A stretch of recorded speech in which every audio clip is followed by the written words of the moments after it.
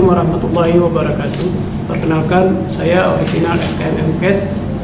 Saya merupakan salah satu dosen pada program studi Diploma 3 Keperawatan Aceh Selatan. Pada hari ini saya akan menyampaikan tentang teknik pengajaran yang saya gunakan dengan menggunakan metode DIA, yaitu Delivery Interaction Assessment. Yang menjadi mata kuliah fokus saya adalah mata kuliah gizi dan diet, dan saya menjadi koordinator pada mata kuliah tersebut. Selanjutnya akan saya jelaskan deskripsi mata kuliah tersebut.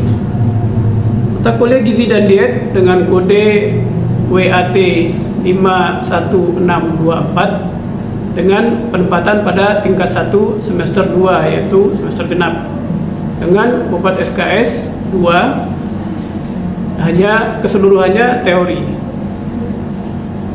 Mata kuliah gizi dan diet membahas tentang konsep dasar nutrisi, pengaturan nutrisi, nutrisi ibu hamil dan menyusui, nutrisi sebagai terapi pencegahan dan penanganan kekurangan vitamin, anemi, cacingan, dan kurang kalori protein, serta peran perawat dalam pelaksanaan diet pasien. Adapun capaian pembelajarannya adalah: yang pertama, mampu menjelaskan konsep dasar nutrisi. Kedua, mampu menjelaskan tentang pengaturan nutrisi. Yang ketiga, mampu menjelaskan ruang lingkup ilmu gizi. Selanjutnya, yang keempat, mampu menjelaskan pencegahan dan penanganan kekurangan vitamin, anemia, dan kurang kalori protein. Selanjutnya, yang kelima, mampu menjelaskan tentang nutrisi pada bayi. Berikutnya, yang keenam, mampu menjelaskan tentang nutrisi pada anak balita. Ketujuh, mampu menjelaskan tentang nutrisi pada anak usia sekolah. 8, mampu menjelaskan tentang kebutuhan nutrisi bagi remaja dan dewasa. Yang kesembilan, mampu menjelaskan tentang kebutuhan nutrisi pada lanjut usia. Berikutnya, yang 10, mampu menjelaskan nutrisi pada ibu hamil dan menyusui. Yang ke-11, mampu menjelaskan tentang peran perawat dalam pelaksanaan diet pasien. Yang ke-12, mampu menjelaskan penata laksanaan diet pada pasien dengan gangguan saluran cerna. Yang ke-13, mampu menjelaskan penata laksanaan diet pada pasien dengan gangguan kardiovaskuler. Yang ke-14, mampu menjelaskan penata laksanaan diet pada pasien dengan diabetes mellitus. Materi pembelajaran diajarkan selama 16 minggu efektif, termasuk ujian akhir semester dan ujian tengah semester. Adapun materi pembelajaran terdiri dari: yang pertama, konsep dasar ilmu gizi; yang kedua, pengaturan ilmu gizi; yang ketiga, ruang lingkup ilmu gizi; yang keempat, pencegahan dan penanganan kekurangan vitamin, anemia, kurang kalori protein. Berikutnya, yang keenam, nutrisi pada bayi. Yang ketujuh, nutrisi pada anak balita. Selanjutnya, kebutuhan nutrisi bagi remaja, kebutuhan nutrisi bagi remaja dan dewasa. Kemudian, kebutuhan nutrisi bagi lanjut usia. Yang ke-10, kebutuhan nutrisi bagi ibu menyusui. Berikutnya, yang ke-11, peran perawat dalam penata laksanaan diet pasien. Yang ke-12, menjelaskan penata laksanaan diet pada pasien dengan gangguan saluran cerna. Dan yang terakhir, penata laksanaan diet pada pasien dengan diabetes mellitus.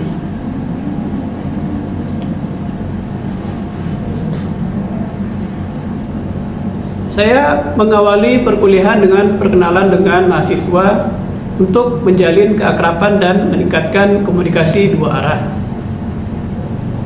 Yang kedua, saya membuka diskusi untuk memotivasi agar mahasiswa belajar lebih semangat, aktif, dan kompetitif. Selanjutnya, saya membahas kontrak perkuliahan. Untuk membahas proses perkuliahan seperti jumlah pertemuan teori minimal, kehadiran adalah 80%. Membahas metode perkuliahan selama 1 semester, dan melakukan prepsi untuk menggali pengetahuan awal tentang materi yang akan saya sampaikan. Pada pertemuan pertama akan dibahas tentang konsep dasar nutrisi. Kemudian pada pertemuan ketiga tentang pengaturan nutrisi. Pada pertemuan ketiga tentang ruang lingkup ilmu gizi. Lalu di pertemuan keempat adalah membahas tentang pencegahan dan penanganan kekurangan vitamin, anemia, dan kurang kalori protein. Selanjutnya di pertemuan kelima membahas tentang nutrisi pada bayi. Pertemuan keenam nutrisi pada balita. Kemudian di pertemuan ketujuh nutrisi pada remaja. Setelah itu dilaksanakan ujian tengah semester. Setelah ujian tengah semester di pertemuan ke-9 adalah kebutuhan nutrisi bagi lanjut usia. Kemudian pertemuan ke-10 kebutuhan nutrisi bagi ibu menyusui. Pertemuan ke-11 tentang peran perawat dalam pelaksanaan diet pasien. Pertemuan ke-12 tentang peran perawat dalam pelaksanaan diet pasien lanjutannya. Ke-14 menjelaskan penata laksanaan diet pada pasien dengan gangguan saluran cerna. Dan yang ke-15 adalah pembahasan tentang pelaksanaan diet pada pasien dengan diabetes mellitus. Dan yang ke-16 adalah pelaksanaan ujian akhir semester. Itulah gambaran perkuliahan mata kuliah gizi dan diet. Proses penyampaian materi ke mahasiswa dengan berbagai strategi. Yang pertama menggunakan textbook seperti buku ilmu gizi karangan Dwiyanti Linda, buku gizi dan kesehatan karangan Santoso Sugeng, juga media online seperti Google dan Google Scholar.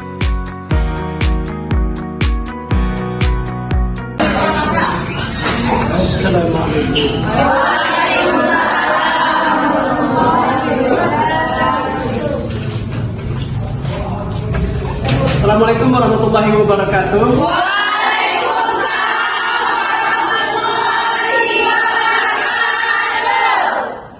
Bagi dasar apa semua ya? Mata kuliah kita, mata kuliah gizi dan diet, jangan sampai kita juga jadi kurangin gizi atau malah kelebihan gizi ya. Baik. Pada pertemuan yang lalu kita telah membahas tentang pengertian atau konsep dasar dari ilmu gizi dan juga pengaturan zat gizi. Jadi kita sudah belajar apa itu sumber zat pembangun, apa itu sumber zat pengatur dan sebagainya. Nah, pada pertemuan yang ketiga pada pagi hari ini kita akan membahas tentang kebutuhan nutrisi bagi bayi. Ya, ada yang bisa memberitahu kepada kita semua bayi itu umurnya berapa ya? 0 sampai 6 bulan. Ada lagi yang lain? Udah sini? Ya. Ya, bayi itu umurnya adalah 0 sampai 11 bulan. Ya. Kalau 6 bulan itu untuk bayi yang mendapat hasil. Nah, baik kita lihat ada berumur 270 sampai 290 hari dalam kandungan. Lalu ada lagi bayi prematur, ada bayi imatur, dan bayi sehat. Bayi dengan BB kurang dari 2.500 gram, berikutnya baru ada bayi sehat. Ya. Sampai di sini ada yang ingin ditanyakan? Baik Pak, saya ingin bertanya, bagaimana yang dikatakan dengan bayi yang sehat? Baik, ya, terima kasih atas pertanyaannya. Jadi bayi yang sehat itu, kalau kita membayangkan bayi sehat itu bayi yang gemuk ya? Ya.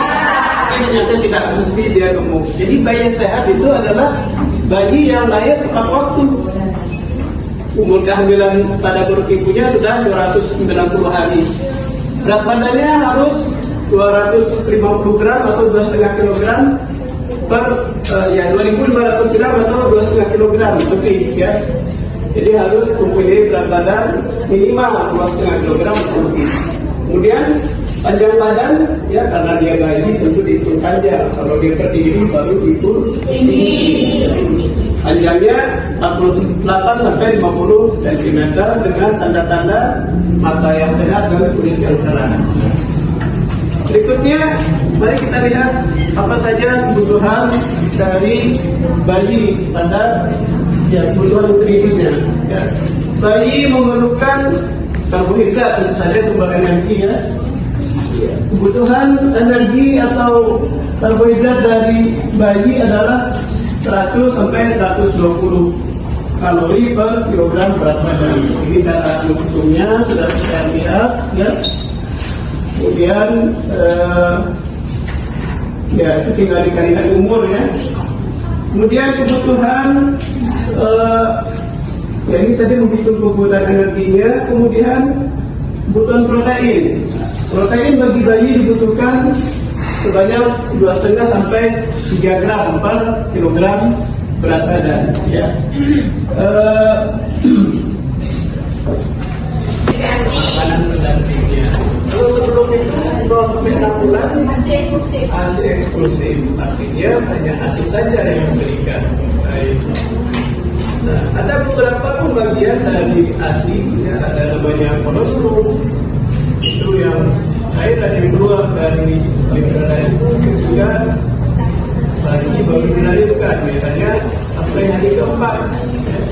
Sampai hari keempat itu masih kolostrum. Lalu ada lagi namanya ASI matur ya, ASI transisi ASI transisi itu antara 4 sampai 10 hari ya. Setelah sebelumnya kolostrum sampai 4 hari sampai 10 hari adalah ASI peralihan. Kemudian setelah itu ASI matur ya, ASI yang sudah matang itu dikeluarkan oleh payudara ibu setelah pada hari ke-10 dari setelah melahirkan.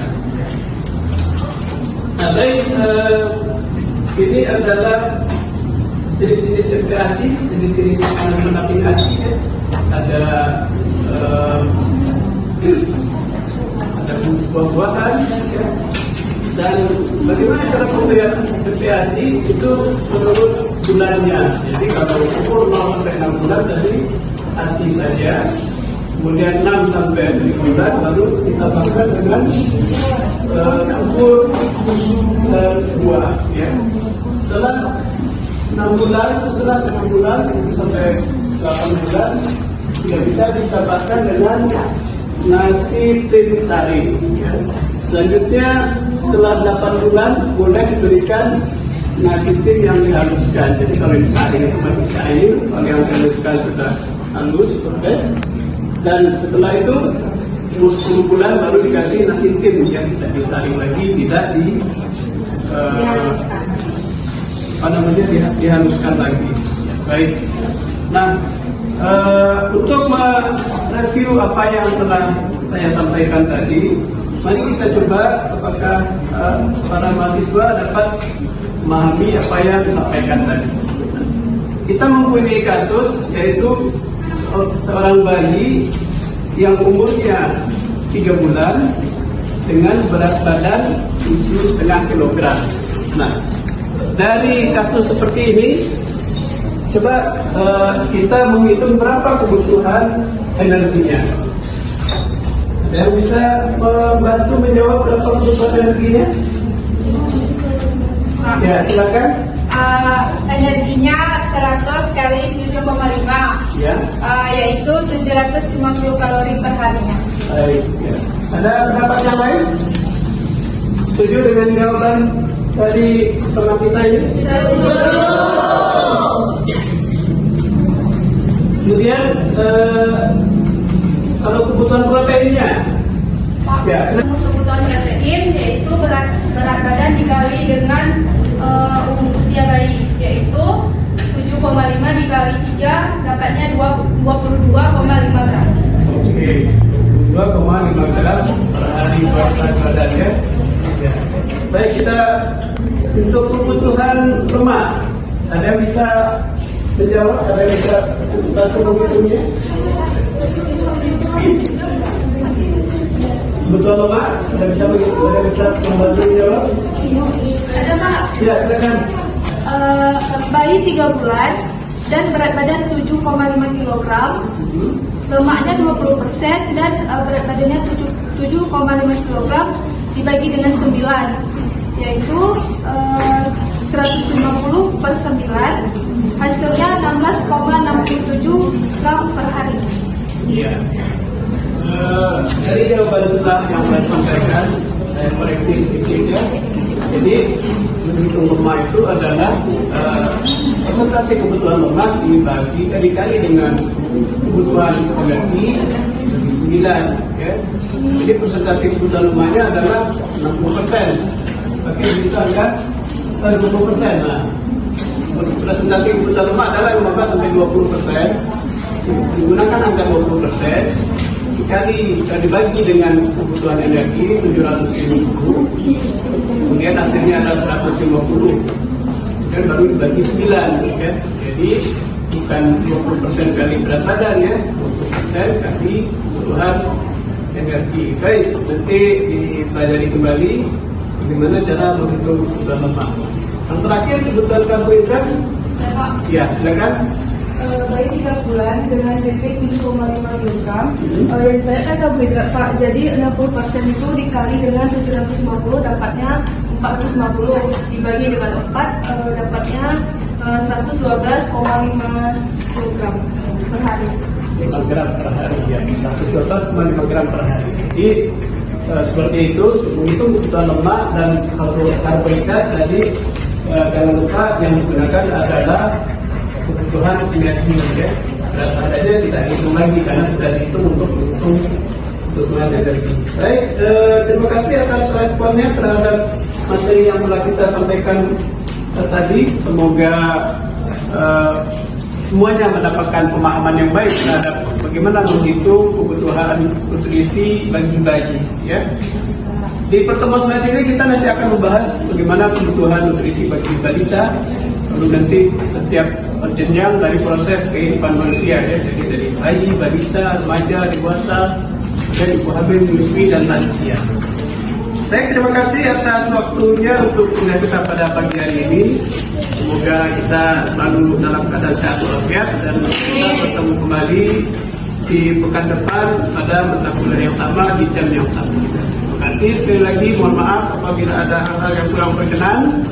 Saya akhiri bila taufiq wal hidayah. Wassalamualaikum warahmatullahi wabarakatuh. Waalaikumsalam warahmatullahi wabarakatuh. Demikian penyampaian PDD UKT-PT atau pernyataan diri dosen dalam unjuk kerja Tridharma Perguruan Tinggi bidang pengajaran. Terima kasih. Assalamualaikum warahmatullahi wabarakatuh.